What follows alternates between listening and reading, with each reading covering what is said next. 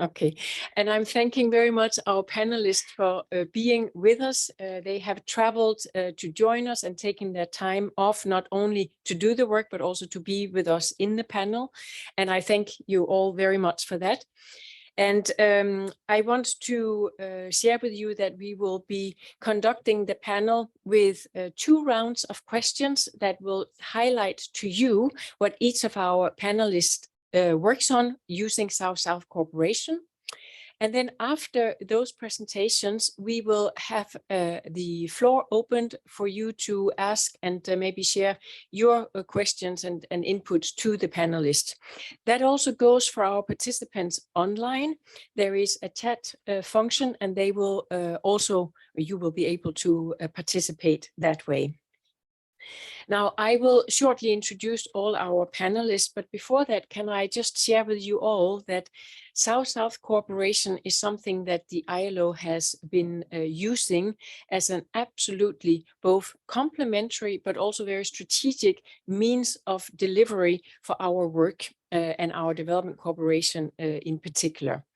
And in the ILO and the way we work with our constituents, that means the tripartite partners of the ILO, the governments, the workers and the employers organizations, especially at country level, it is the development cooperation and the South-South cooperation that allow us to provide our technical assistance, our capacity development to the governments, to the workers and employers in these countries. Now, I also want to say that in this forum, in the Global South-South Development Expo, not only are we very happy that it's taking place where we can see so many people and meet again personally, we have all had a bit of a break from being able to meet each other, and that is very unfortunately the case with the COVID, but we are very happy that we are actually in a position to be here present in presence. But what we have are especially some areas of work we want to highlight, and that includes the just transition for youth.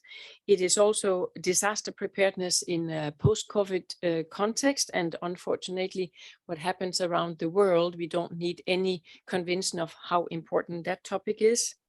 It is also about the Alliance 8.7 on combating child labor and forced labor. And in this context, I would like to share with you that the ILO has just issued its global estimates on forced labor. And I'm very happy to share that those estimates are out based on figures up till 2021. At the same time, I'm also very sad to share that those estimates are underscoring that the people that are living in forced or modern slavery, as we call it, has increased since 2016. We are talking about at least 50 million people living in modern slavery. And of those, 28 million are in forced labor and about 22 in what we refer to as forced marriages. And even worse, I have to say that 1 out of 4 of those victims are children. So that topic we will also be sharing further on today. Also, we will be having an experience on promoting social protection in the ASEAN and also the skills and development work in the ASEAN. And I hope you will enjoy that we are sharing these experiences again with thanks to our panelists. Now we have again 5 panelists, and I believe yes, thank you, Mr. Anier. We have with us Elder da Costa, and he is the General Secretary of the G7+ Secretariat. You may know that this is a platform of 20 both fragile and post-conflict affected countries based in Lisbon, Portugal, and also Dili in Timor-Leste. Now, Mr. da Costa also served as senior advisor on aid effectiveness to the Ministry of Finance in Timor-Leste, and he has represented the G7 in the steering committee on global partnership for effective development cooperation for several years as well, among many other things. So very warm welcome to Mr. Elder da Costa.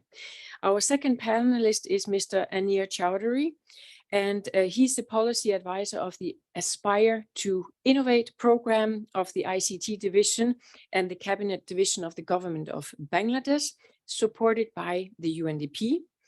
And it is also in this capacity, I think, Mr. Chowdhury, that you are leading very much the formation of an innovation ecosystem in Bangladesh through both technology deployment, extensive capacity development, integrated policy formulation, and institutional reform, and also an innovation fund.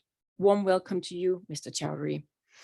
Now, the third panelist is Mr. Yutong Liu, and he is the manager of the ILO China South-South Triangular Project, and that aims very much at improving employability of workers through better quality of employment services, skills development, and also institutional capacity building. The project is implemented both in Cambodia, Laos, and Myanmar. And of course, Mr. Liu has, in addition, been implementing a range of South-South cooperation projects for many years. Our fourth panelist is Dr. Santos Mirotra, and he is visiting professor from the Center of Development Studies, University of Bath. Also has been the professor of economics and the chairperson of the Center of Labor in Jawaharlal Nehru University in Delhi, and held several UN positions, including as director of the UNICEF Innocenti Research Center. Also a very warm welcome to you, Dr. Mirotra. And our fifth panelist is Dr. Pudit Chichajiwaran, and he is also representing our host country. Thank you very much on behalf of us all for Thailand to host us in these days. Now, Dr. Pudit is a director and also associate professor in public health in the ASEAN Institute of Health Development at Mahidol University, and executive director of the ASEAN University Network for Health Promotion Networks. And he is by training a general practitioner, so has a very strong health background and has had several senior executive roles both in the public and private sector here in Thailand and for many years. Very warm welcome to you as well. In addition to that, let me just say that I have the pleasure to moderate the panel today, but I would want to underscore that while I have that pleasure, it is some of my colleagues have done the work, and that includes Anita Amarin, that is here, and also Feisha Lee. And I really thank you for having worked so extensively with all of our panelists to prepare for the solution exchange now. Before I start with the questions, let me also say that we have, again, with the support of all the panelists, embarked on our own little innovation here, because we have agreed among us that we would not do PowerPoint presentations, that we would want to have as interactive a panel as possible. So we will have these two questions or rounds of questions, and each of the panelists will highlight the essence of their work through those questions. And then we will have time for also engaging with you, be it here in the room or online. So I thank all of our panelists for this type of collaboration as well. Let me therefore start the first question. And our first question to the panelists has been that we want to hear from them how South-South cooperation contributed to the work that they have been implementing, and especially also hearing what they see as the comparative advantage of South-South cooperation in doing that work. So I would like to start with you, Mr. Elder da Costa, if I may, and ask you how you see, especially your experience and the use of South-South cooperation in that. Over to you, Mr. da Costa, please. Good morning. Thank you, Ria. First of all, before I start, I would like to express my sincere gratitude to the ILO for inviting me to participate in this panel, and also to the hosts, the UNESCAP, and also the government of the Kingdom of Thailand for hosting this Global South-South Development Expo 2022. I also would like to say that this is my 5th time to participate in Global South-South Dialogues since its inception in Washington, D.C. a couple of years ago, and then in Dubai, and in Antalya, Turkey, and now here in Bangkok. So I'm a big fan of South-South and triangular cooperation. As Ria mentioned in my little short bio, I used to work for the OECD, representing the Group of 7 Plus in the Global Partnership for Development Cooperation, and we negotiated the Busan Partnership document. And now I realize the political dynamics between the North and the South. And by the time I get deeply engaged with countries in the South, I found that this is it. This is where I belong to, because I'm also originally from Timor-Leste, it's in the South. So in order to do this, I also would like to acknowledge many countries representing the southern part, southern hemisphere, especially the ambassador of Brazil, and also my home country's embassy represented by the first sector of the Embassy of Timor-Leste, and other distinguished guests, and also my fellow panelists here. To answer your question, Ria, let me begin by just highlight why we, the G7 Plus, the Group of 7 Plus, is a group of countries, an intergovernmental organization comprising of 20 countries around the world, ranging from the Pacific, Asia, Middle East, Africa, and the Caribbean. And we established it ourselves in 2010. It's the only platform for fragile and post-conflict affected states to discuss about the issues among ourselves. Because never before in history that this kind of forum existed, ranging from back years ago in 2008, when the Accra High-Level Forum in Ghana discussed about the aid effectiveness, we found that aid has not been effective at all. So we need to find a new formula, a new paradigm, in order to discuss what doesn't work and what works, so that we can take a lesson. So inspired by the big G7 industrialized countries, when our ministers, our leaders gather in Paris in 2009 and 2010, we decided to form ourselves. Let's form ourselves like a group. What is that? So inspired by the big G7, in 2009, the G7 has moved to G8 with the inclusion of Russia, which means that the G7, the capital G7, is vacant. So we call ourselves, okay, let's call ourselves the little group of 7 Plus, because 7 is there are 7 countries who volunteer to monitor the 10 principles for OECD engagement in fragile states. And we monitor those 10 principles. None of them work in our countries. 7 countries volunteer ourselves. Only two principles that work. The other 8 failed miserably. So this inspires us to, okay, let's find a new formula.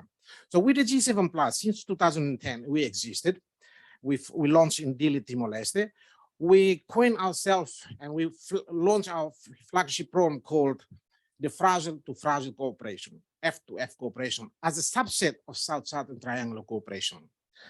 And during the ensuing period over the past decade, we have made a lot of strides in terms of bringing the approaches between the triple nexus of development, humanitarian, and peace. And let me give you 3 examples of what I mean by using the South-South cooperation under the principle of F2F cooperation. You know, Guinea-Bissau, anyone from Guinea-Bissau here around this country, in this room? You know, back in 2013-14, Guinea-Bissau got a coup d'etat. Never before in history that particular country has any government exceeded 5-year mandate. Every 2 or 3 years, you hear the coup d'etat, and then boom, the government failed. So we had to do something.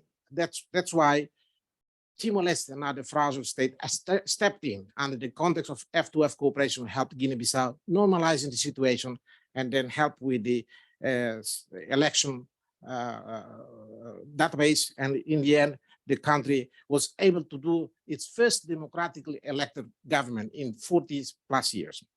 The second example that I'd like to give you is the Republic of Central Africa.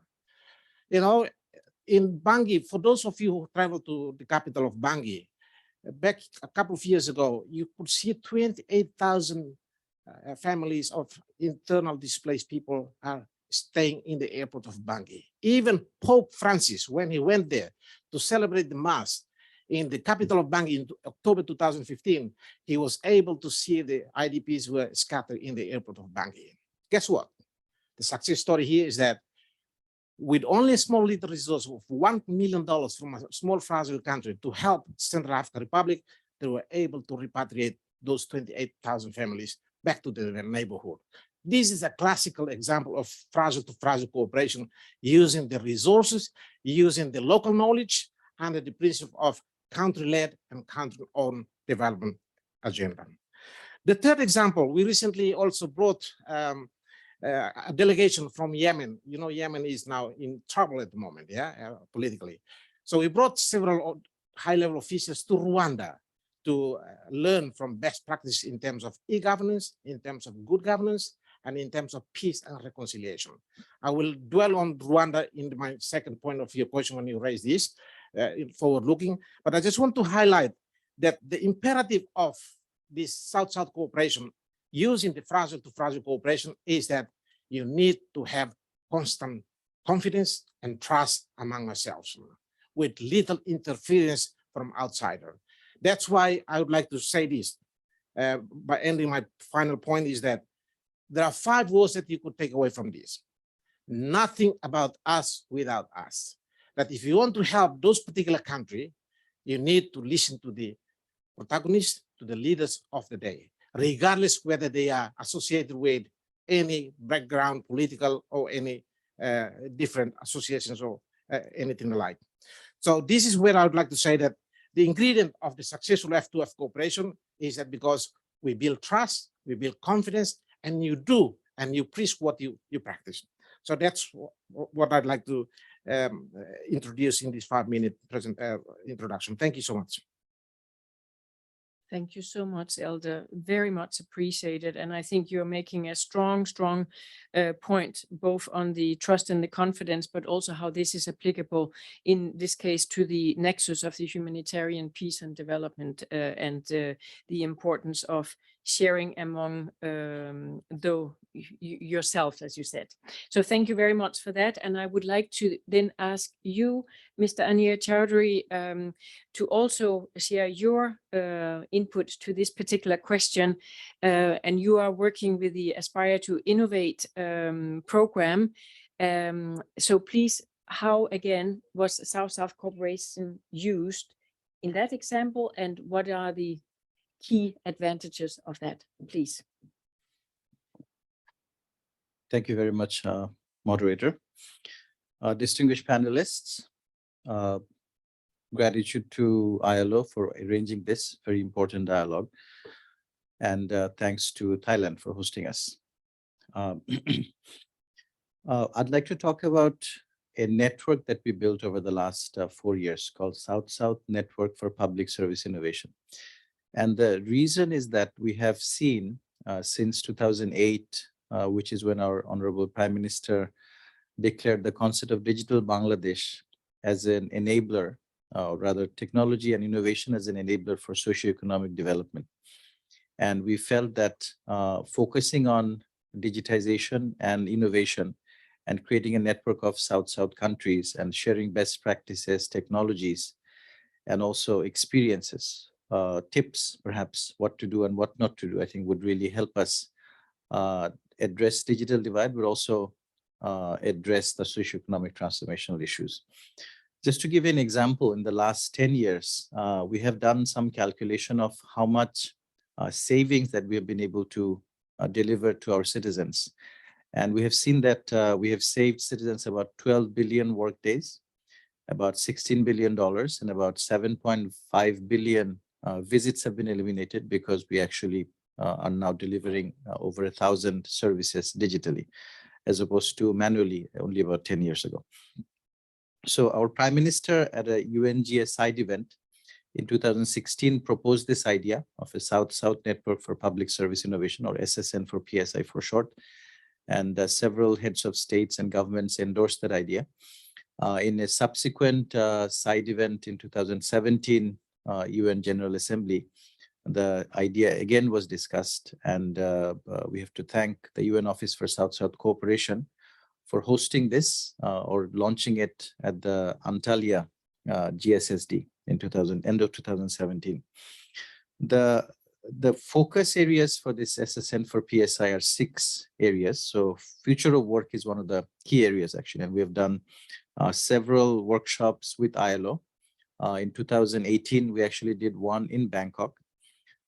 In 2019, we did one in Rome and one in Geneva.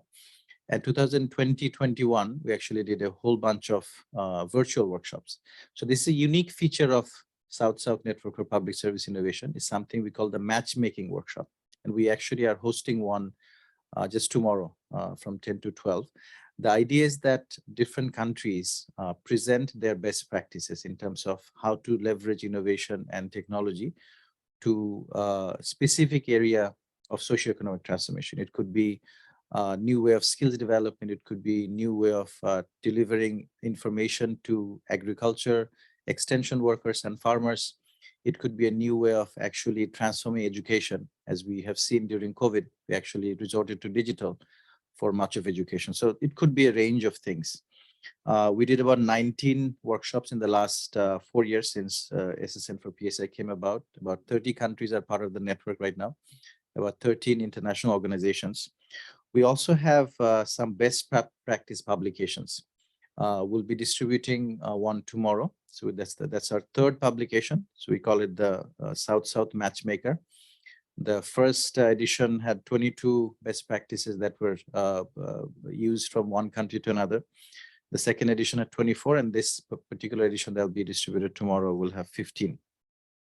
We're also one of the largest contributors of the South-South Galaxy, which is UN Office for South-South Cooperation's largest repository of best practices across the world. So we contributed about 50 plus best practices from across the world. I'll give you a couple of examples of some South-South innovations that have gone from one southern country to another one. Bangladesh to Somalia.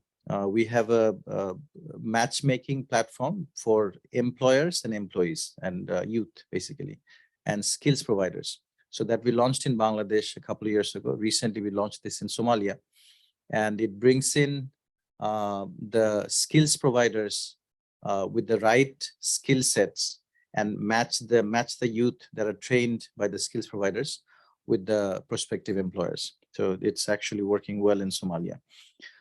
In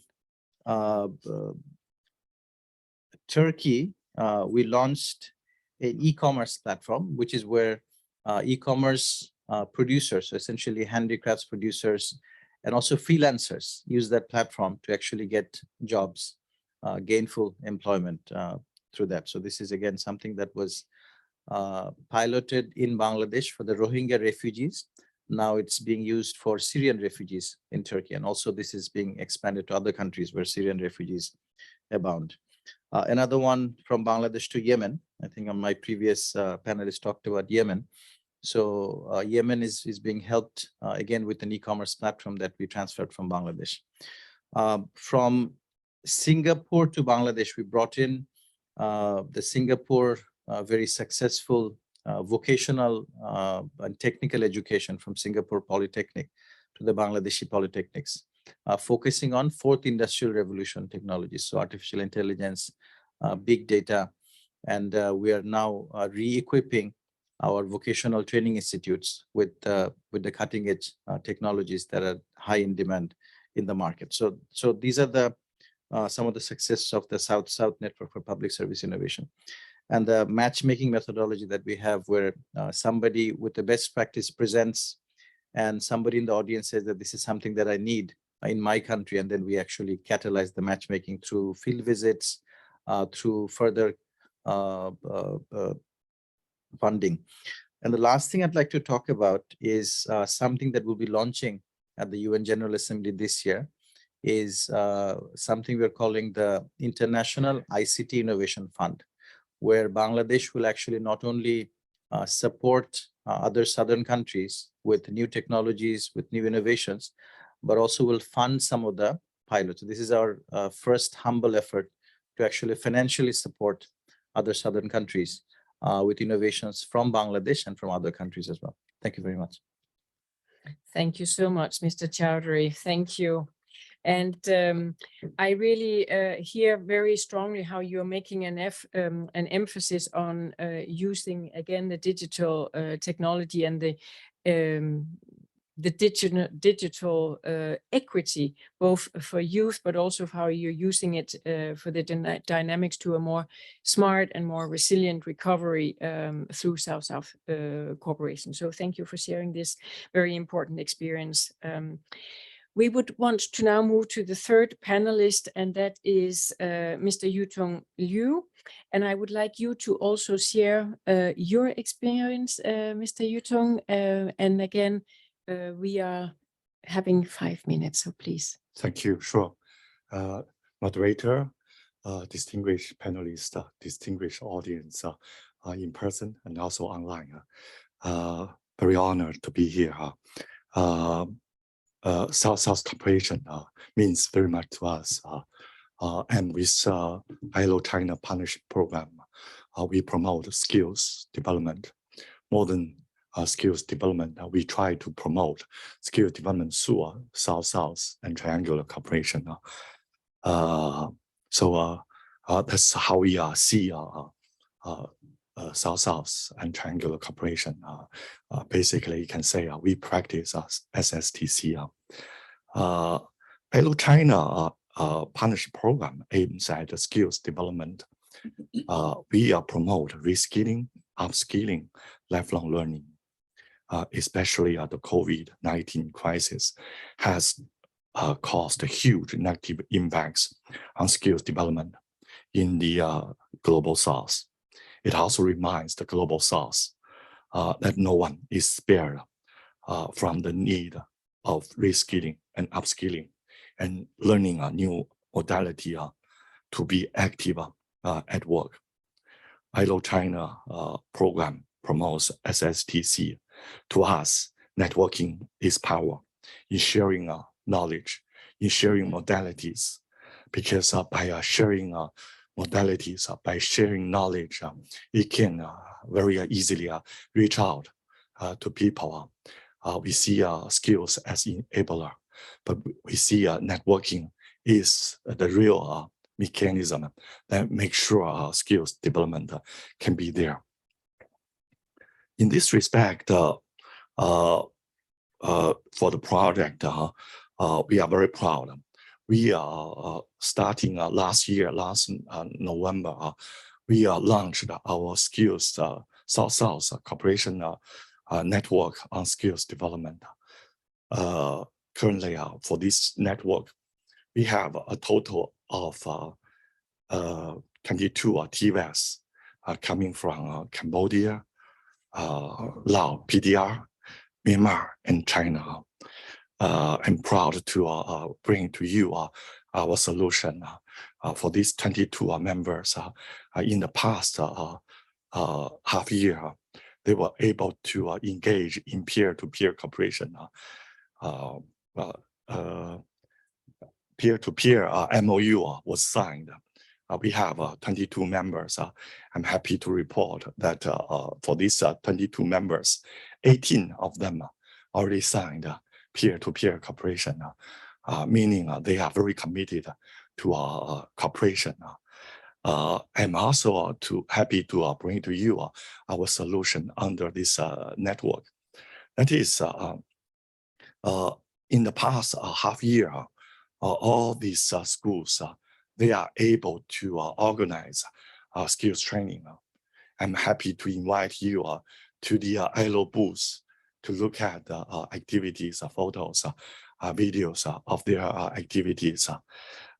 We are happy to say all these trainings, they range from 10 weeks to 1 week, 5 sessions. So they are able to make sure this training is there, is very solid. And members, they can share knowledge. By sharing knowledge, they are able to start new courses. I can be happy to share that, say, for Lao PDR, they had this e-commerce training with a counterpart from China.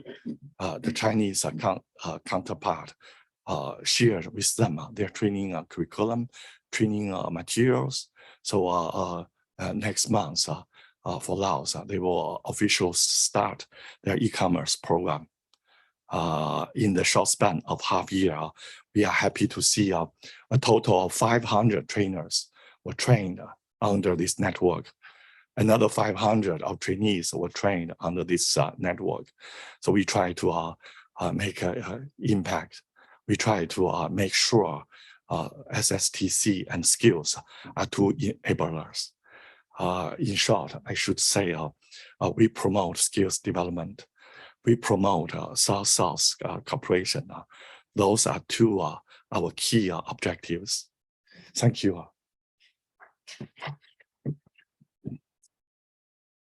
Thank you very much, Yutung, for again highlighting very tangible results that you have achieved using again South-South cooperation for something as important as also skills development. I would now like to pass the floor to you, Dr. Santos Mirotra, and for you to share your experience, especially with the social protection and child labor in the ASEAN, and again, how you used South-South cooperation in that context. Please, Dr. Santos, you have the floor.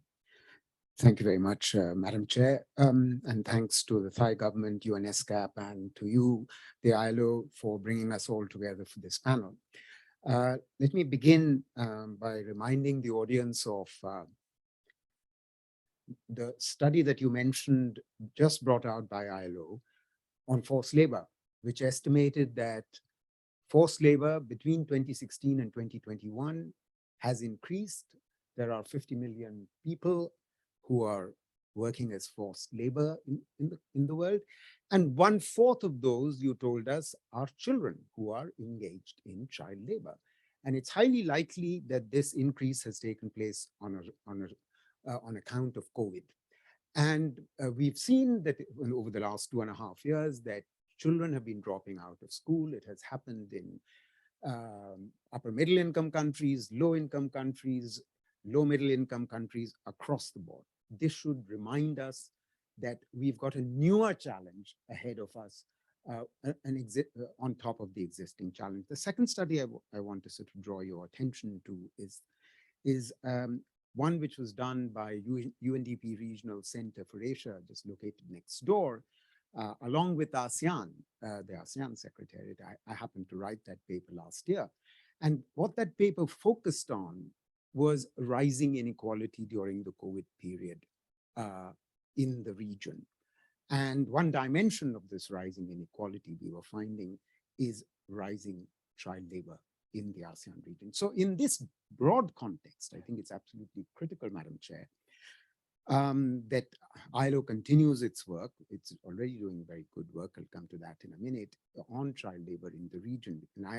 Because South-South cooperation becomes critical because our country's children have suffered a setback during COVID, and this needs to be taken on board. Let me turn very quickly to the good examples of technical cooperation on child labor, particularly drawing from the ASEAN. You know, a good example is the ASEAN roadmap on the elimination of the worst forms of child labor. It was developed through consultations among the 10 ASEAN member states and with an intersectoral approach between the 10 countries. Then the 10 members and the intersectoral bodies developed a monitoring system for the roadmap, as well as indicators that member states have developed, and intersectoral bodies are actually reporting on the monitoring of that roadmap. There are regular workshops taking place where the 10 member states and the intersectoral bodies discuss these indicators on child labor elimination, and they exchange on technical issues such as child labor in agriculture, child labor and public procurement, and data availability, and so on. And this is a very good example. In closing, I might just say very briefly also, there is also a South Asia Regional Action Plan on the elimination of child labor. I'll come back to that. But if I may just add how countries in the region have always been very supportive in South-South cooperation, and this work has been supported by ILO. Regional knowledge sharing and learning events have been taking place pre-COVID, for example, hosted by Vietnam and attended by a number of countries from the region like Philippines, Indonesia, Myanmar, Thailand, and so on. Thank you, Madam Chair. Okay. Yes. I really believe that our panelists deserve an applause after all their interventions, but also don't worry, we will have at the end an opportunity to give them their final applause for their contributions. But thank you so much, Dr. Santos, for highlighting again this important network with ASEAN, where even with a roadmap among the member states, there is also these initiatives of even having monitoring a system in place for how the roadmap is being implemented, and in trust among the ASEAN members, how that is being shared. Very, very important experience. And with that, I would like to turn to our panelist from our host country, you, Dr. Pudit. You have a lot of experience that we really would like you to share with us in these questions again, how you have used South-South cooperation in your work. Please, you have the floor, Dr. Pudit. Thank you. Good morning, Madam Chair, panelists, all participants, both on site and online. First of all, as a Thai citizen, let me extend my warm welcome to all of you who are the visitors of our Thailand. And thank you very much for visiting us. I would like to extend my gratitude to ILO for helping me with this honorable panelists to share our experience in forming the network for social health protection, which called Connect. Let me begin by giving you this information that in low-income countries, approximately 90% of citizens lack financial protection against catastrophic health expenditures. Southeast Asia is the region that accounts for the highest percentage of people impoverished by out-of-pocket health spending in the world.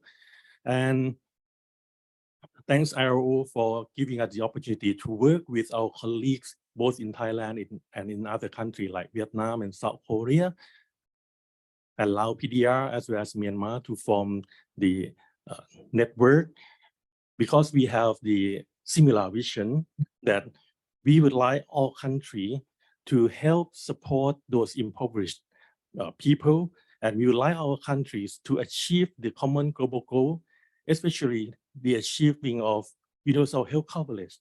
And we regard that this is a part of achieving social health protection, which, as you can see, that they are specified by the Common Global Goal SDGs number 1.3 and 3.8. With this concern, we formalized our collaboration by signing MOU with the ILO on the 26th of November 2019 in Geneva, which we are very proud that when we signed MOU, it was the 100th year of establishment of ILO. And after the key area of collaboration between us at ASEAN Institute for Health Development and ILO, that we will act as the facilitator of this network that we call Connect for social health protection. And we will be Secretariat Office for this network.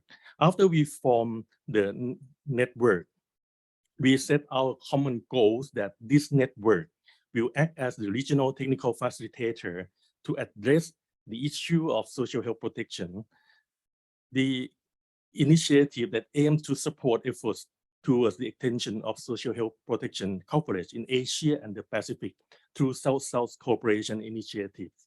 And thanks to South-South cooperation initiatives to support our network to run the activity.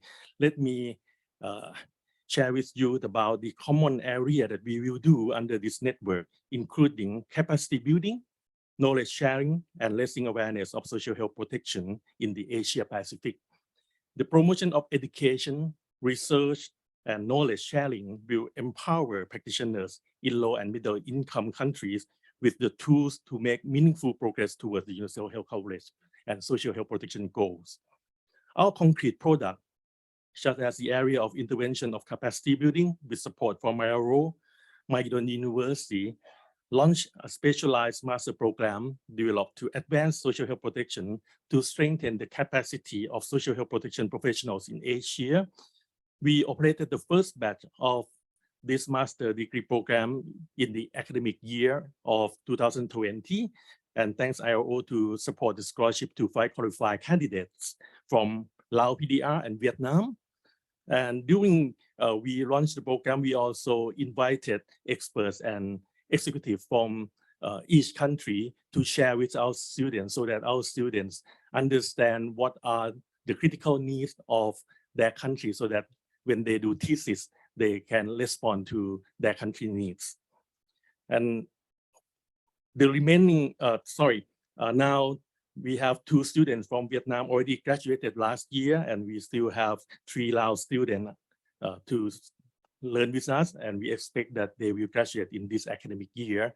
And for this current day, ILO has continued support under the South-South Cooperation Initiatives for 6 government officials from 4 countries who are working on social health protection schemes in Cambodia, Indonesia, Laos, PDR, and Nepal. And the expectation is that they will return to their post after completing the program and apply the insights and expertise they gain from the course to benefit social health protection system in their home country. Besides this capacity building, the public conference towards universal health coverage is expected to operate annually for social health protection in the area of knowledge sharing. And moreover, we develop our website launched in 2020 for social health protection raising awareness. And please visit our website and welcome to all feedback and comment. These flagship products are the result of a strong partnership of South-South cooperation via Connect Network. And thank you very much.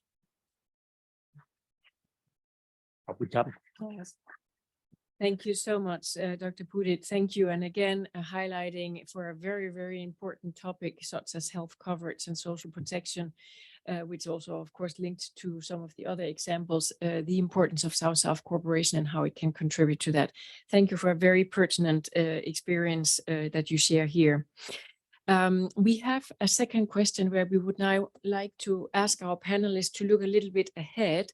And again, thinking of the importance of South-South cooperation, how each of you think this could be useful going forward. And I would then reverse the order of who speaks first. And the question, and each of the panelists will have 2 minutes. If I will have to restrict a little bit, but 2 minutes to again share your thoughts of how South-South cooperation can be useful for your work going forward. And if I may start with you, Dr. Pudit, please. Thank you, Madam Chair. I think the South-South cooperation can link together the partnerships of contributing the knowledge sharing and capacity building in this sub-region. It is a moral imperative and essential for a future grounded in solidarity between people, communities, nations, and across our generations. Knowledge sharing is important, but friendship is equally important. As the Connect Secretariat Office, we are looking forward to enhance and expand our partnership in the ASEAN and in the Asia-Pacific region.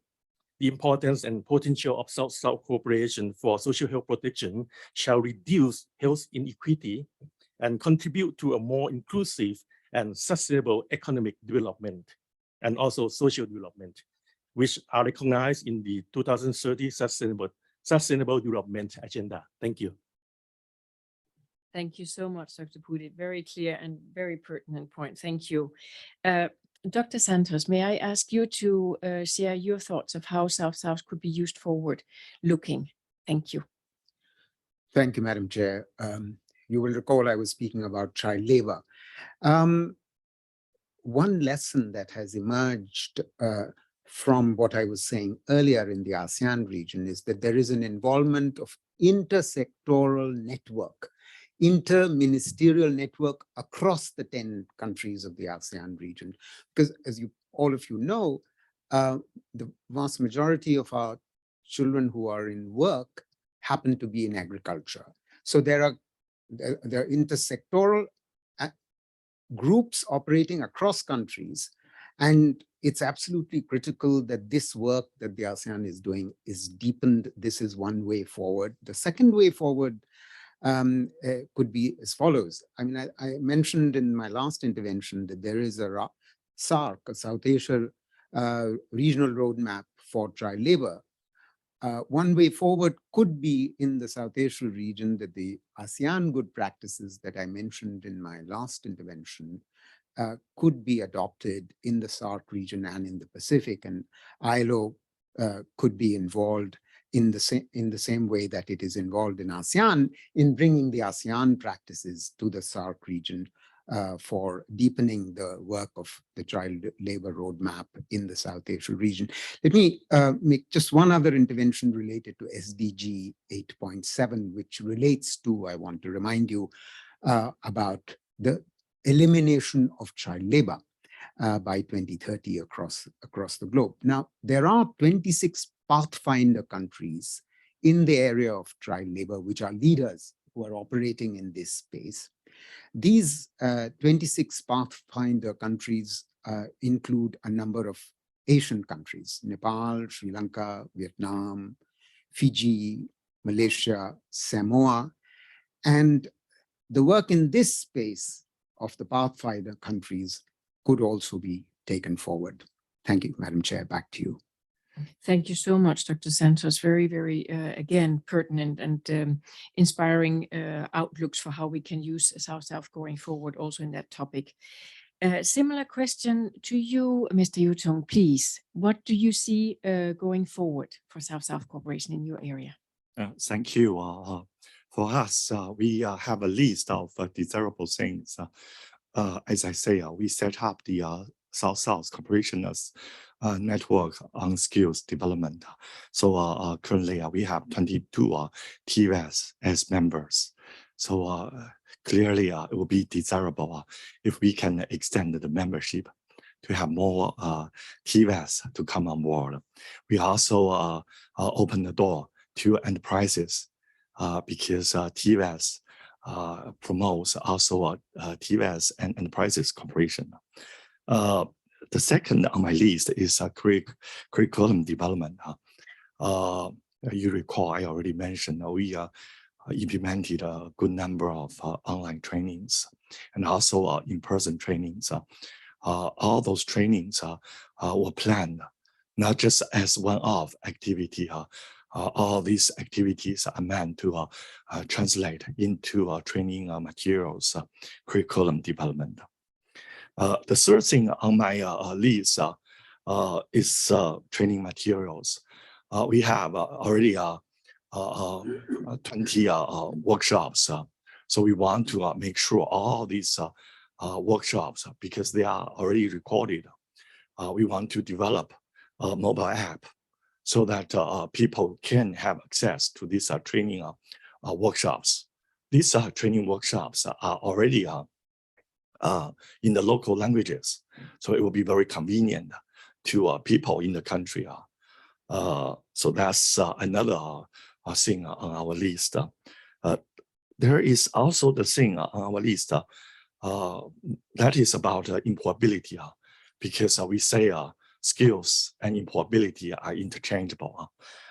Here, employability gives also emphasis to people getting jobs for them. So we want to also promote employment application app so that our partners, they can make sure they can circulate this kind of mobile app so people can have, for these countries, they can have real solution. Well, that would be actually the list that we have.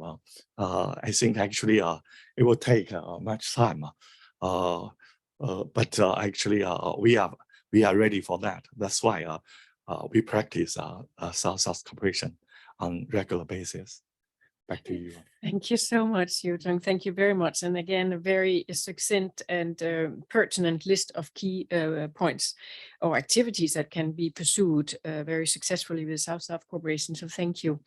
Mr. Anir, may I also have your ideas of going forward, how South-South cooperation can be used? Please. Thank you, Madam Chair. My list is long, but since I have 2 minutes, I'll just talk about two things. The first one is Southern countries understand Southern countries' problems better.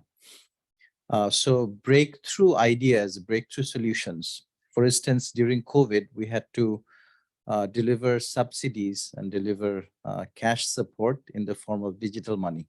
And we learned from some countries, specifically India, of how to do that against our national ID. But now we're looking at Togo and finding a breakthrough solution in targeting social safety net beneficiaries by using their mobile phone usage. And this is a technology that University of California, Berkeley, a professor actually developed, was used in Togo. We're the second country to actually try this out. And so this is an example of how breakthrough use of technology in a very non-traditional way can really help from one country to another. Second idea is what we found in UN Secretary General's Digital Cooperation Report, is to open source all the technology that we have developed. So we already submitted our skills matchmaking platform to the DPG Alliance. Bangladesh is also a member of the DPG Digital Public Goods Alliance.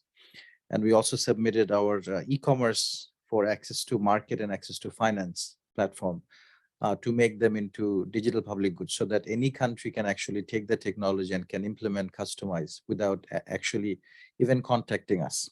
So we're now through the network, South-South Network of Public Service Innovation, we're supporting other countries so that they can open up their technologies as digital public goods for greater benefit. Thank you. Excellent. Also extremely inspiring ideas. Thank you very much, Mr. Anir. And that brings us to you, Mr. Elder, for your ideas. And you will have the pleasure of wrapping up on this question. So what are your ideas, please? Thank you, moderator. Before I answer your question, I'd like to add just three little pieces of information for the benefit of the audience. As I mentioned earlier on, the little G7 Plus attained its observer status in the United Nations in December 2019. And so we are now formally got a seat as observer at the United Nations General Assembly. And it is in that context that to gather the political momentum of our leaders of the 20 countries of fragile states, next week, we are going to host a high-level side event in order to discuss the fragility, conflict prevention, and conflict resolution within the G7 Plus vis-a-vis the war in Ukraine and the consequence that the world is now showing its polarized effect.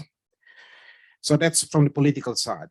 And then in 2021, the G7 Plus also obtained its category as associate observer by the head of states of the CPLP, the Portuguese language speaking countries, in Luanda in 2021. And the fragile to fragile concept is also now recognized by the big G7 industrialized countries in their meeting in Biarritz in July 2019. You can find in our website the Declaration of Tackling Fragility. There it mentions and it recognizes the imperative of fragile to fragile cooperation. So please visit our website on www.g7plus.org. Forward-looking, moderator, this is where I'm coming at. You need political decision to enable the implementers of policy making to share experiences. So it is in that context that, as I mentioned, next week, our leaders, head of states, head of governments, and ministers and permanent representatives will gather in New York to discuss this at the Ministerial Forum in the margin of the United Nations General Assembly in New York.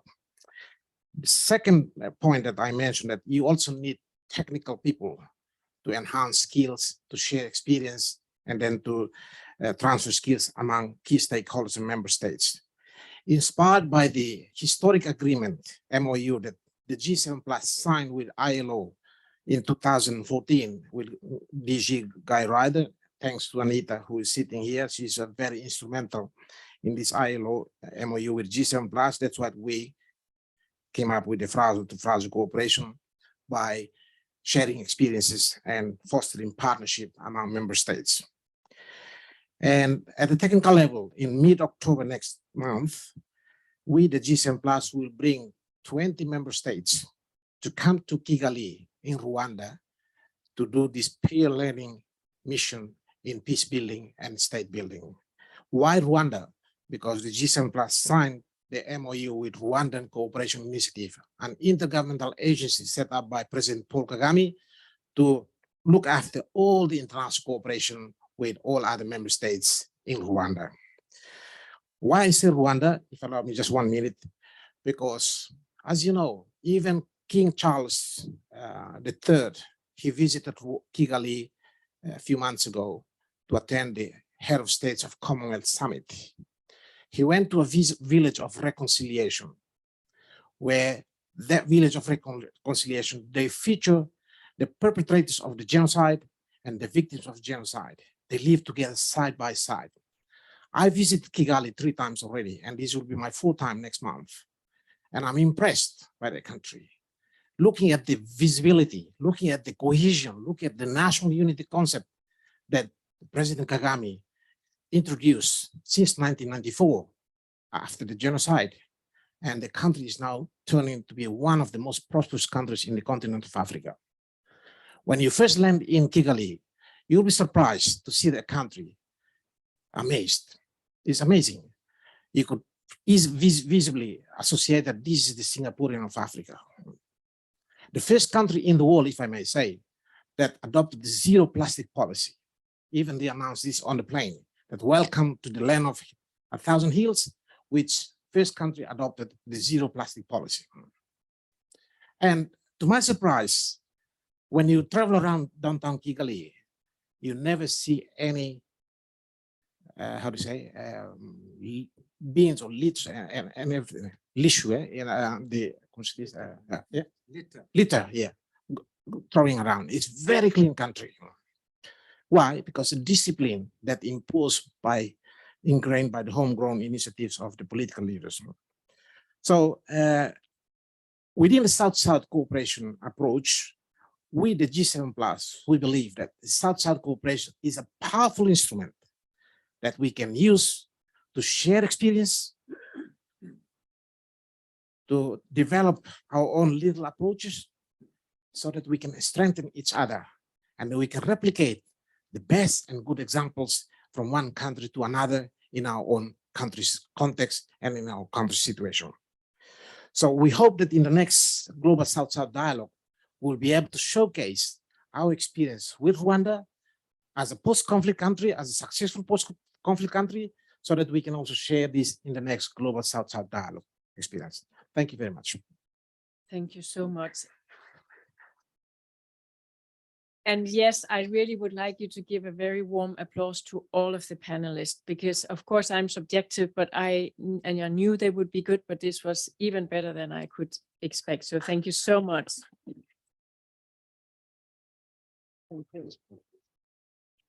And I hope that you will stay with us another 30 minutes where we can open the floor. Before I take that forward, I will not want to summarize at all what the panelists have so eloquently and succinctly, visionarily shared. However, I do want to underscore maybe what my 5 takeaway points certainly are. 5, there are many more, but let me highlight especially 5. I hear of all the panelists a very, very strong endorsement of how complementary and how strategic South-South cooperation is in bringing together peers, and also bringing together peers in trust and in confidence and in friendship for exactly peer learning and exchange of experiences. I think secondly, our panelists have also highly underscored how South-South cooperation both adds positively to the development cooperation otherwise ongoing, and it also offers very convincingly, not only efficiently, but also indeed a cost-effective methodology to capacity development, to knowledge exchange, and also to replication and an adaptation of models.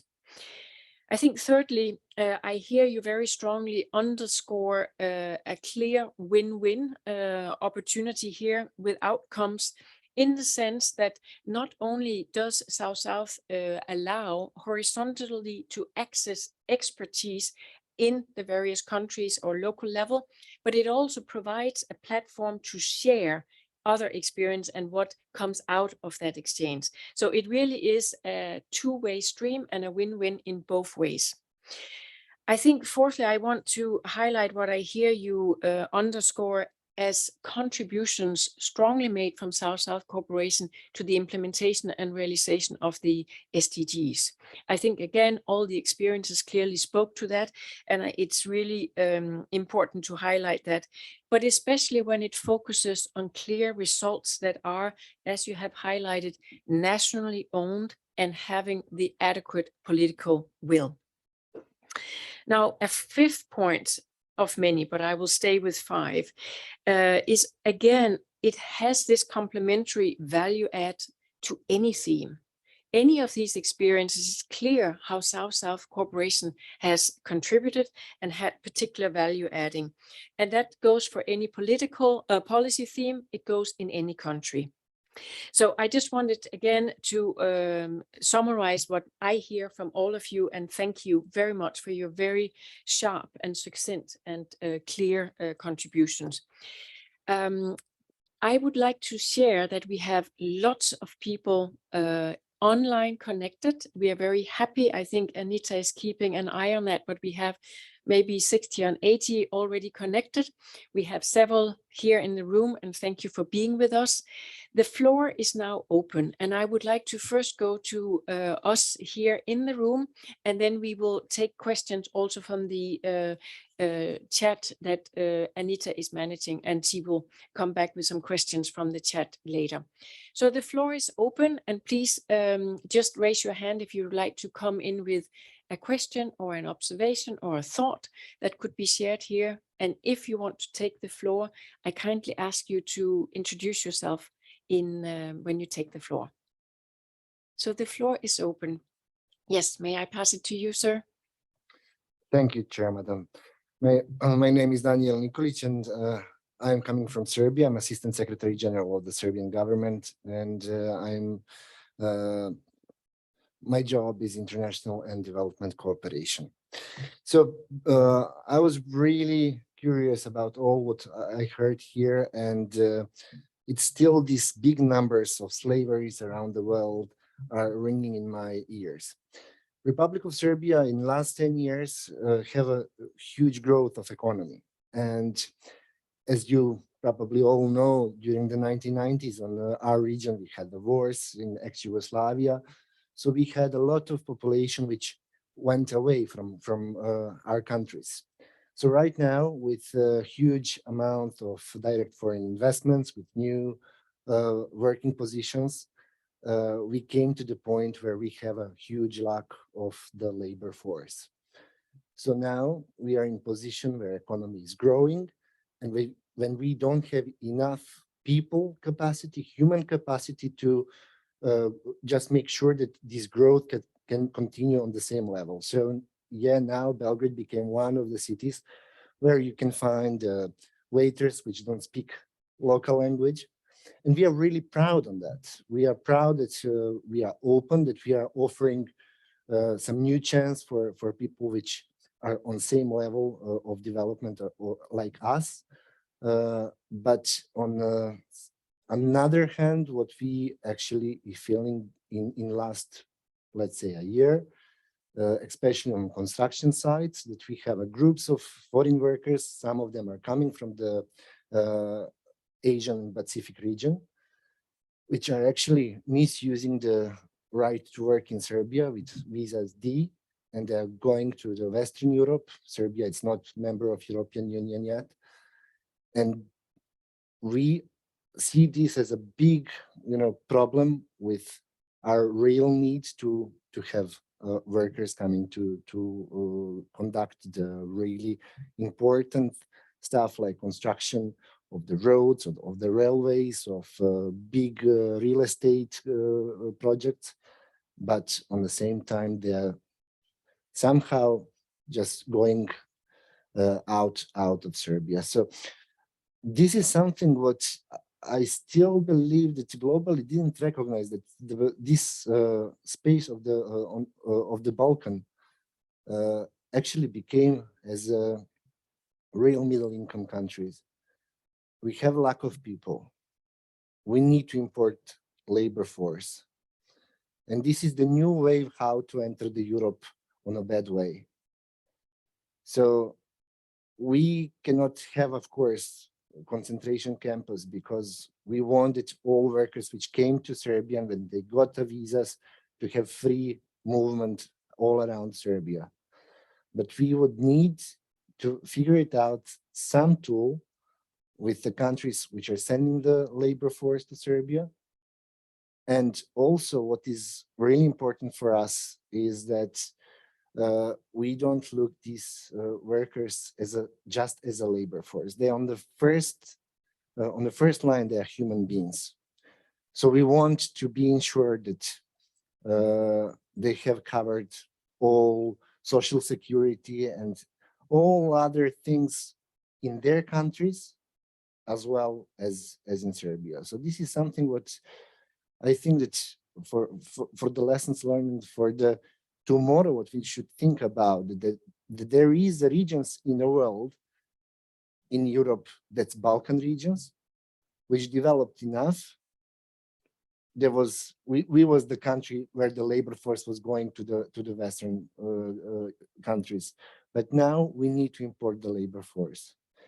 And I think that we are still not recognized globally that in the world has changed and that we have new fluctuation of the general population and that we need to cover this. Thank you. Thank you very much for raising again a very important challenge and development issue. And I think I will just see if there would maybe be other questions or points, and there may be some of our panelists that want to respond to this later. Yes, please. Thank you. I would like to raise a questions on. And can I ask you to introduce yourself, please? Thank you. My name is Paktira Namchai Sambat. I'm from Thailand. Well, I would like to raise a point on the challenge of inclusiveness, because women and children, especially, and migrants workers are being forced to work in risky conditions, right? So I would like to ask the panelists how our future cooperation can be elevated and like improved to be more inclusive on the marginalized people. Thank you so much. Also a very pertinent point. Would there be any others, or should we ask the panelists to share their immediate thoughts on these two important points?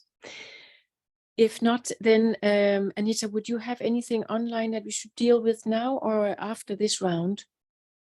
So let maybe the panelists, are there anyone that would like to take the floor of the panelists on these 2 points? Or may I volunteer some?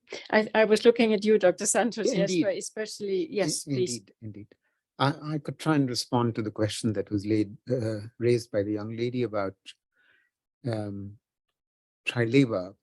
Now, clearly, COVID has been a very, very difficult period, first in 100 years for any country, and growth has fallen. GDP growth has fallen, as a result of which the revenues being collected by governments, which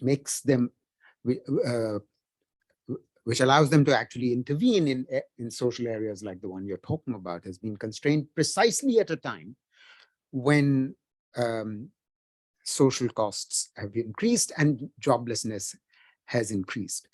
Now, clearly, there are a number of low-income countries and even low-middle-income countries in this region that have actually seen their debts, their external debts, increase.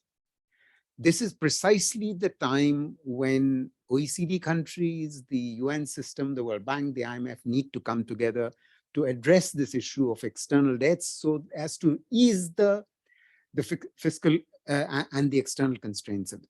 Because governments themselves on their own, in a situation where their expenditures have increased and their fiscal deficit to GDP ratio has increased, the capacity of governments to intervene is that much lessened. Finally, I think what you've said actually underlines the point that I was making about the need for greater South-South cooperation in this field, and I don't want to repeat myself on that. Thank you, Madam Chair.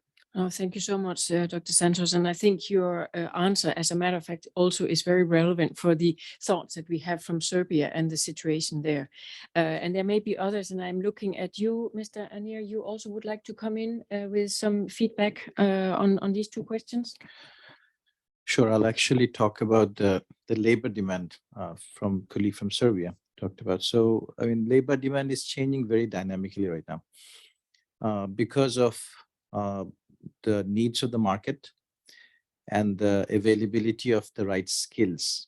So often what's happening, and I'm seeing the labor demand, how it's actually changing in Bangladesh.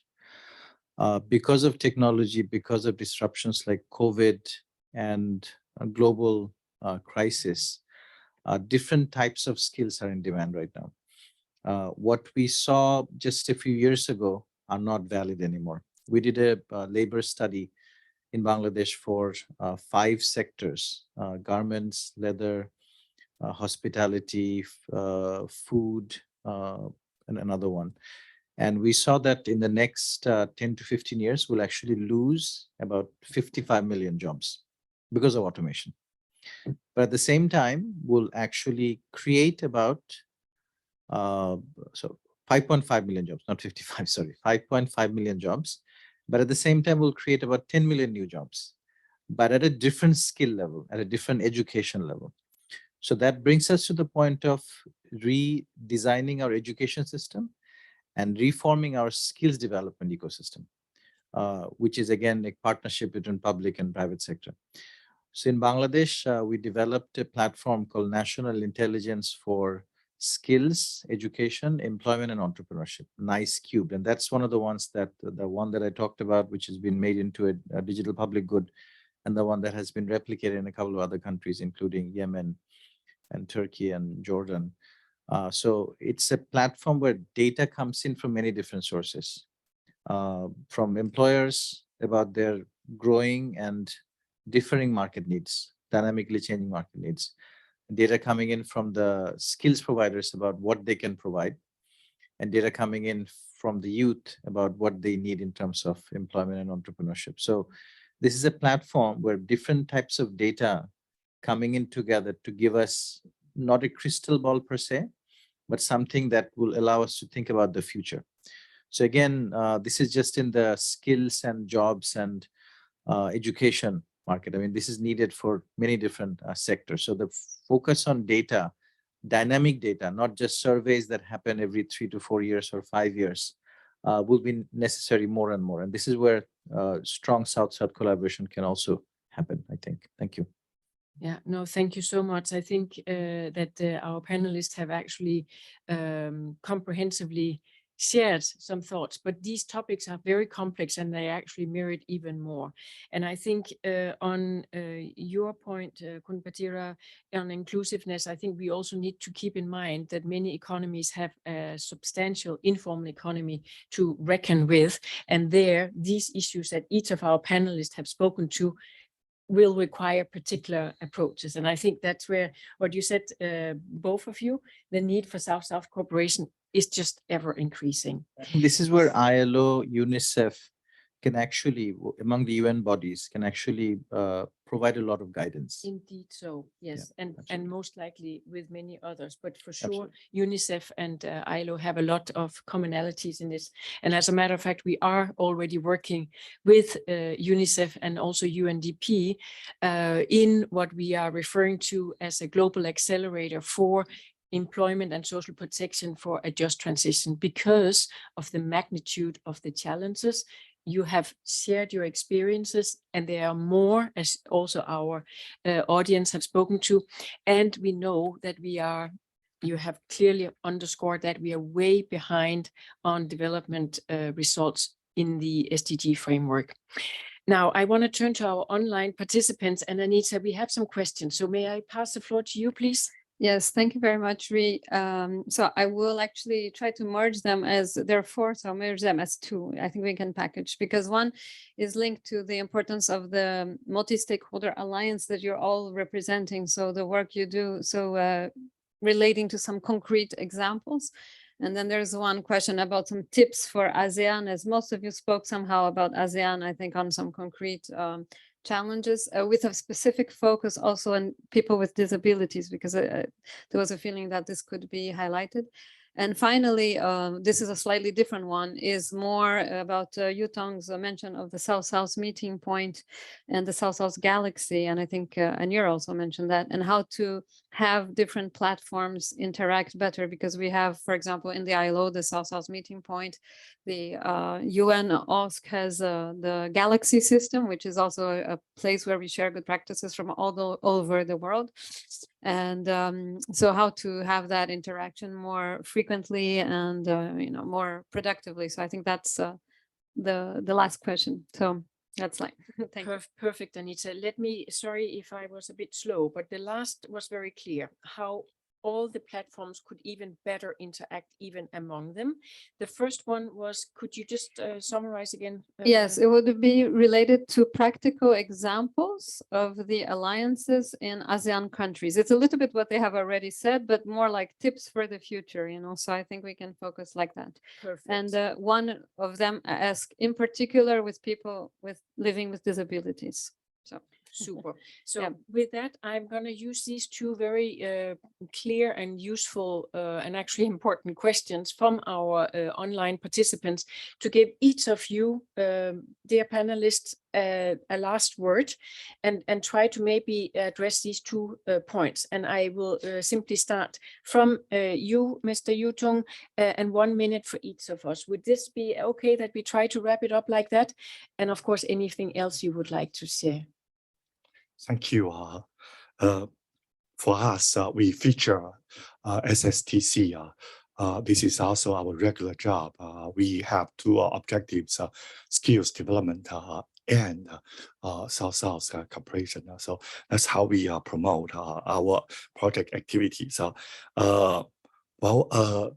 We are very happy that we see the strong commitment of the network. This is not just the MOU, you can see also the number of training activities. I'm happy to report that one of the TVET of the network is the Lao Women Federation. So their Lao Women Skills Development Center, they are our member. So this can quickly promote inclusiveness. And also we organize a number of activities, training activities.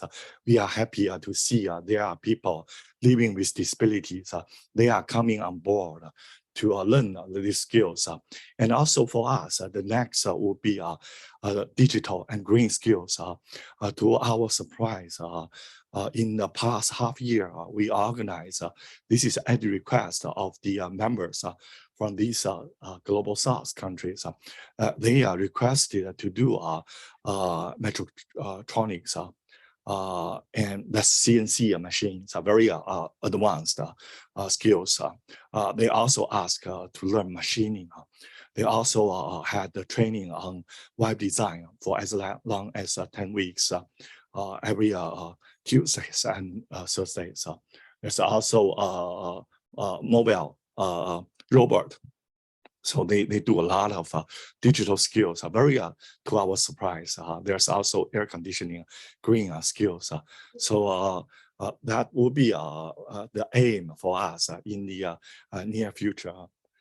Last but not least, let me pledge to TVES, to Enterprises, join us in our network. Because only recently, especially for ASEAN countries,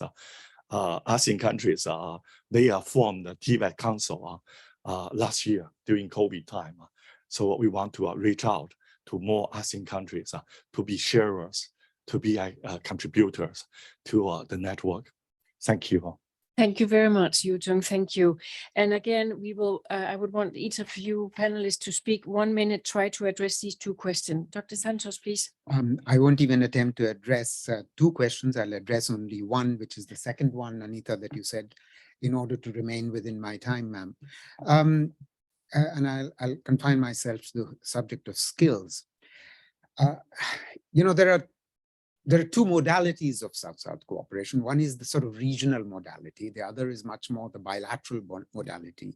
And in the area of skills, I want to take the example of regional skills qualification frameworks. There is an ASEAN regional skills qualification framework, and then there is a South Asia emerging sort of regional skills qualification framework. Both are being sort of encouraged, promoted, supported by ILO and by UNESCO.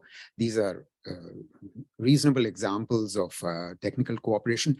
But progress on these kinds of complex themes of skill development at a regional level is always slow and difficult. By contrast, there is the possible example of bilateralism and bilateral agreements across countries in the area of skills. I'll give you one example, and this, unfortunately, the Serbian representative has left, but it has some implications, in fact, for Serbia, what I'm about to say. I'll give you the example of a good practice that has clearly emerged between India and Japan. Quite clearly, Japan is a country not dissimilar to Serbia, perhaps not at level of development, but certainly in terms of being short of labor. And it needs to import or bring in workers from other countries. And what it has done is to arrive at an agreement with India, which has obviously surplus labor. And what Japan does is to sort of get workers on the basis of an intergovernmental agreement into Japan, trains them, gives them language skills, which Serbia could also do, and then they get work there and they remain there for a limited period of time, and then they could return to India. So in other words, what I'm suggesting is bilateralism tends to lead to more concrete results more quickly, and this is particularly needed at a time when economies are reviving post-COVID and labor markets are tending to bounce back. Thank you, Madam Chair. Thank you so much, Dr. Santos. Again, a very clear answer to that question. So thank you. Mr. Elder, may I also ask you, please? Thank you. I don't have any magic answer, but I look at the practical setup in this room, inspired by the question by our participant over there about the inclusiveness. I look at the room and you already included young people here. Look at the students and give a big round of applause to them. Yeah. So I was talking to my delegation. Wow, you see a lot of students here now. This is a very good example for us to, if we hold big event like this, involve the students to learn from this event so that they also can gain something, up skills themselves. So for me, inclusiveness, yes, is imperative. Even within our own New Deal for Engagement in Fragile States, a landmark document that we launched in Busan in 2011, that we call the New Deal for Engagement in Fragile States. The inclusiveness is the #1 of the so-called peace building and state building goals. So we preach that, and we really appreciate your question that you have to be inclusive, not only women, but also the youth and the marginalized people, and also the disabled people. And yeah, that has to be the order of the day. Second, I'm also, as I mentioned early on, we are a big fan of this South-South cooperation. As I mentioned, we look at the room, when you share among ourselves, you look at the eyes, you talk by heart, rather than you adopt theories or advisory things from the north. Sorry to say this, but what I'm saying is that when you talk among Southern people, you talk very freely. No gaps happening among yourselves. No psychological barriers, if I may say. So for us, my own humble experience dealing with my member states within the South-South cooperation, you just talk freely, just flow, but let the discussion flow. And then in the end, you add value to the outcome, to the output of the organization, to the discussion, and you bring to the forum multilateralism like this, and then you share this among yourselves in order to gain knowledge and experience. So once again, I really congratulate ILO for organizing this event. Thank you so much. Oh, thank you very much, Mr. Helder. Thank you. And I also want to hear from you, Dr. Pudit. What would be your thoughts on these points, please? Thank you, Madam Chair. I think in order to ensure the healthy life and well-being, and to ensure that no one will be left behind, we need stronger health and social system. And who will make this stronger? People. We need a capable human capital. And how to make a speedy learning? I think the platform or network platform is one of the answer. When we come to platform, we learn from each other. We learn from comparison so that you don't need to do trial and error. And I think the important thing is about friendship that you can find from the network. We can be divided by geographical. We can be divided by gender. However, friendship cannot be divided. You can belong to one platform, but friendship will bring you to integrate the other platform. Thank you. Thank you very much for putting in it such a, I would say, also poetic way. Thank you, Dr. Pudit. Mr. Anir, you have the last word. So please, your thoughts on this. Thank you. Just three thoughts, maybe realizations, I would say. So I think extensive recognition of prior learning, because what we see is that new skills are developed, but we don't recognize them or certify them. I think that's important.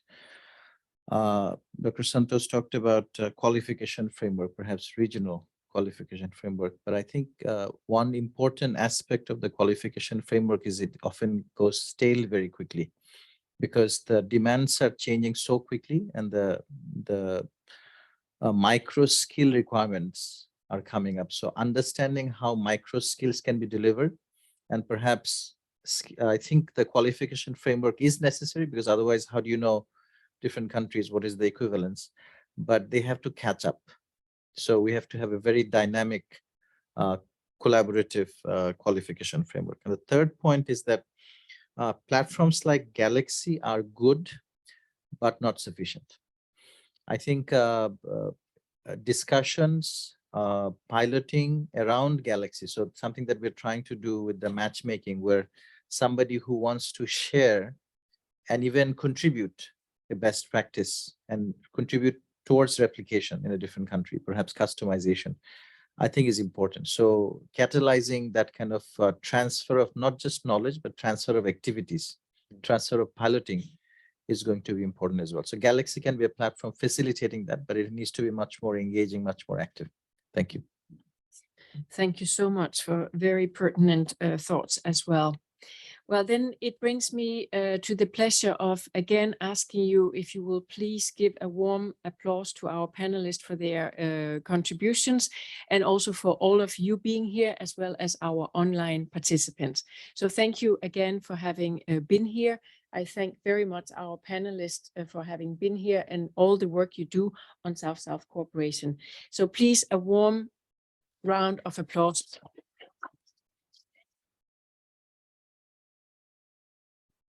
And I can only conclude by saying that we hope to see you again in the next Global South-South Development Expo, and that we will also be sharing ILO experiences then. And there is no doubt, at least from our point of view, that the need for South-South cooperation is ever increasing. So again, thank you for having been with us, and have a good rest of the day. Thank you. Thank you.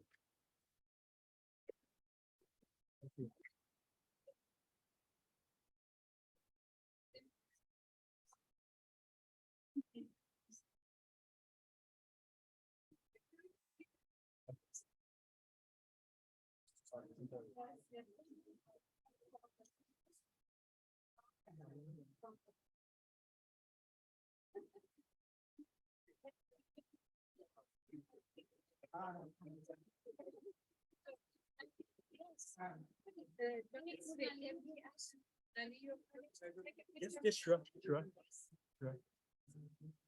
Nalini, Nalini.